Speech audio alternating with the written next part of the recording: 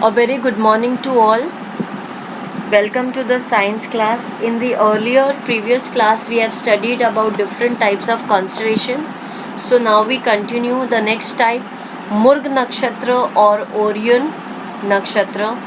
Basically, Murg Nakshatra or Orion has very bright stars. See in the diagram. On winter nights, they can be easily identified.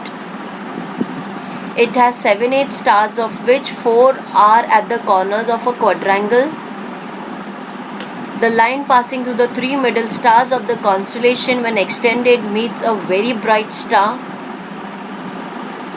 This is Vyad or Sirius. During the month of December, Murg Nakshatra rises at 8 p.m.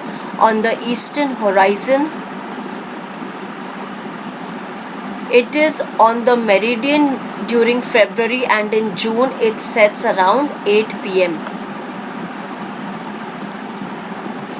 Vrushik or Scorpio is a constellation with 10 to 12 stars, another type of constellation. A group of 10 to 12 stars. It looks like a Scorpio, you can see in the diagram. Jyeshtha or Antares is the brightest among them. This constellation is below the equator in the sky of the southern hemisphere. In the third week of April, it can be seen in the eastern sky a few hours after the sunset. To study astronomy more better, let's do one activity. Let's try this. With the help of your friends, draw a big circle on the ground as shown in the figure. Ask 12 of your friends to stand at equal distances along the circle, each holding a placard with the name of one zodiac sign in proper order. Like the first one is Aries.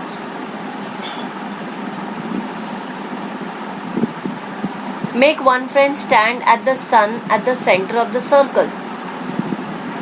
Now move along the smaller circle around the sun as if you are the earth facing the sun all the time.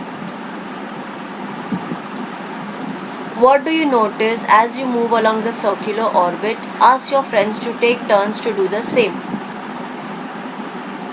The observer looking at the sun sees only the sun, not only the sun but also a constellation behind the sun. The constellation cannot be seen in bright sunlight, but it is indeed present behind the sun. As the earth changes its position, a different constellation or zodiac sign or Rashi appears behind the sun.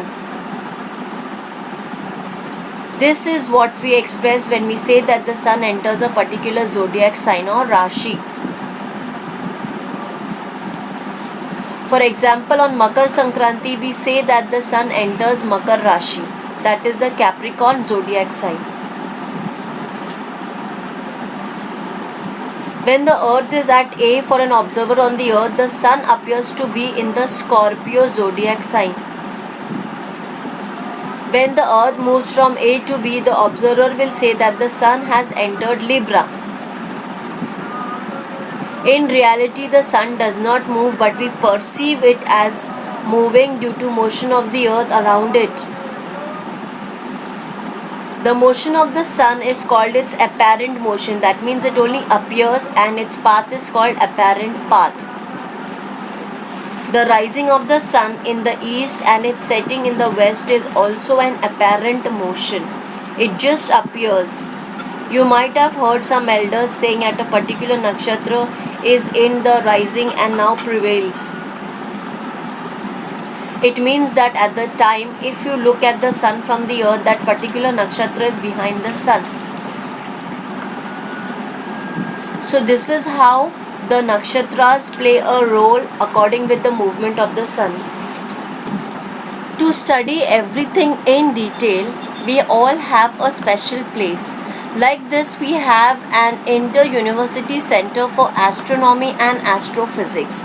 This is all related to the astronomical space and sky study related objects. In Pune, it carries out fundamental research in astronomy. In India, planetariums named after Pandit Jawaharlal Nehru have been established at New Delhi, Bengaluru, Allahabad, Mumbai, and at New English School in Pune. They present a virtual projection of various stars and constellations as if it were a sky watch. Now we exactly cannot take a person for many people together for a sky watch. So what these planetariums do is they present a virtual projection, that is they artificially create a scene of sky watching so that we understand the astronomy properly. Science has proved that the constituents of solar system, example planets, satellites and comets, as also distant stars and constellations, do not have any influence on human life. So when we assume that something happens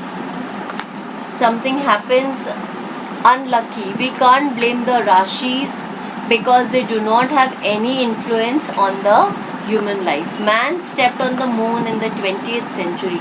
He will conquer Mars in the 21st century. Hence, in this age of science, holding on to beliefs which have been proved to be wrong, though numerous scientific tests, is an unnecessary waste of one's time and energy and money. It is necessary to consider all these issues with a scientific frame of mind. So basically what we mean to say is that we all have a superstitious belief in our heart some or the other time. This technology explains us that the astronomical factors do not have any influence on our human life. So we need to wash away these superstitious belief and live with a scientific frame of mind that all this is based on science. Thank you.